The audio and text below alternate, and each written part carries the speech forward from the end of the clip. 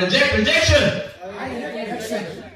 I reject weakness. I reject weakness.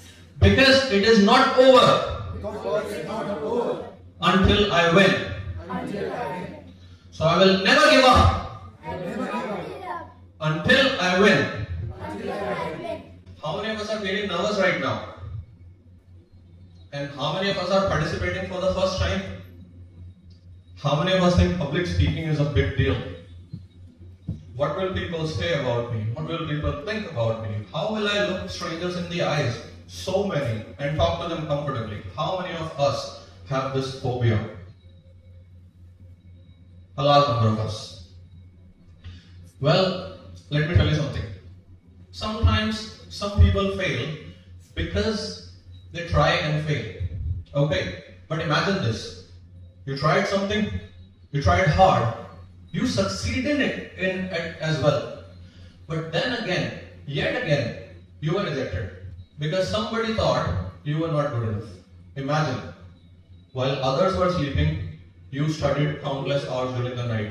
Imagine, while others were living in their comfortable zone, you were avoiding all the comforts and studying and studying and studying. And finally, you were able to qualify one of the toughest exams in India, which is UPSC, and you were selected as well. You were given the post of an IRS as well. And yet again, somebody thought you were not good enough, you were unfit for the post because so and so physical reasons do not apply to the requirements of the jobs. How would you feel at that time? Would you feel shattered?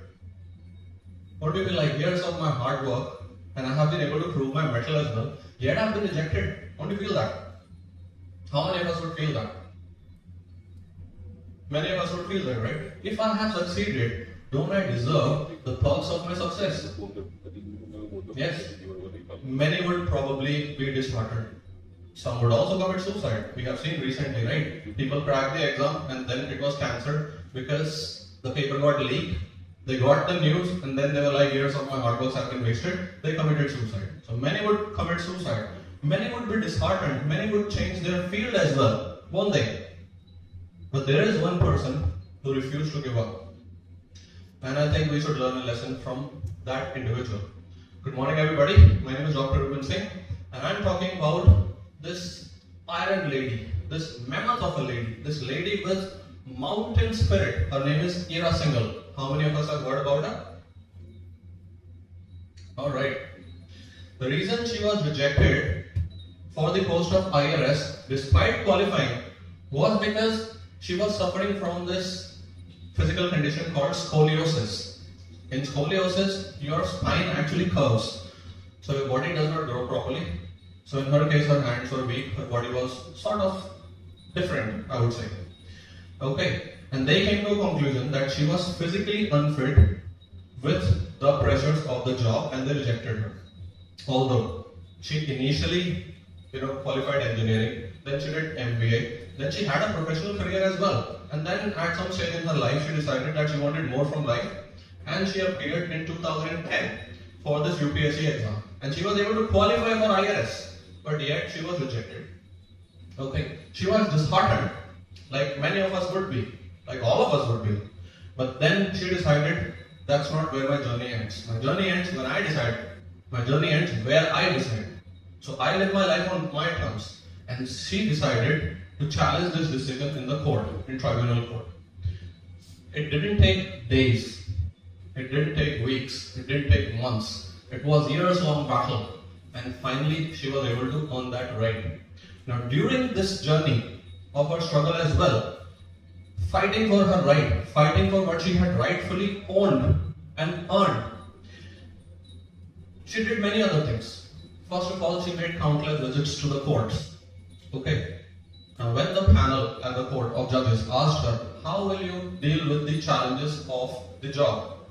Her response was golden. Her words were golden. She said, the same way I have been appearing countless times to this courts, I will be able to appear to different locations while I'm on the job. That is one thing that she did. The other one was, she continued to prepare and prepare and prepare. And she reappeared in 2014, and this time something magical happened. While initially she was upset, she decided that she won't be giving up. She decided that she will come back even stronger, and that's exactly what happened.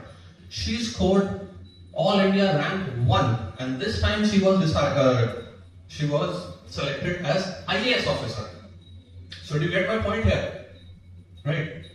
Sometimes you succeed, but society rejects you. Sometimes you have done your fair share of hard work, but you are not given your due respect.